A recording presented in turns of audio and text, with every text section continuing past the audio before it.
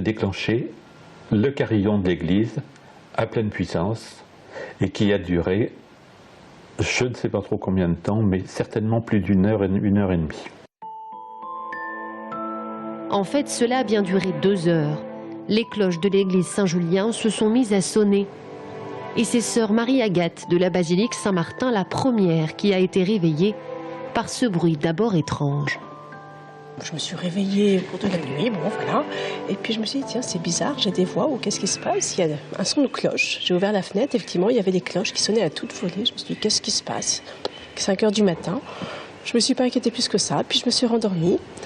Jusqu'à ce que la sonnette sonne et que la police municipale nous dise qu'elles avaient un problème avec les cloches de Saint-Julien et savoir comment elles pouvaient faire quelque chose pour les éteindre, tout simplement. Un phénomène d'autant plus étrange que le fonctionnement des cloches a été révisé et l'ensemble du système remis en état il n'y a pas si longtemps. Le père Legout, contacté par la basilique et la police, se rend alors sur les lieux.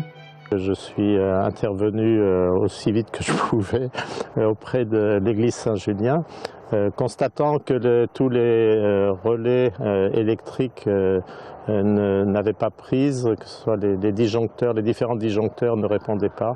Donc nous avons été contraints avec la police de provoquer une coupure générale de l'électricité, ce qui a mis fin à la sonnerie des cloches.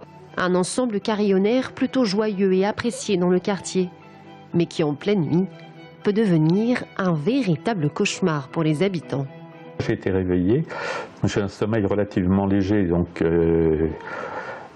par un bruit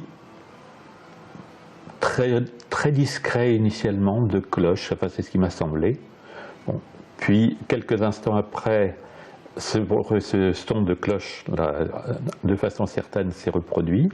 Il s'est reproduit à nouveau, là, avec un carillon qui n'a pas duré longtemps. Un carillon qui ne ressemblait pas du tout au carillon horaire habituel de l'église. Le système électrique a été rétabli, mais les bâtiments de France, qui ont la responsabilité de l'entretien de l'église, vont tout faire pour connaître l'origine du mystère.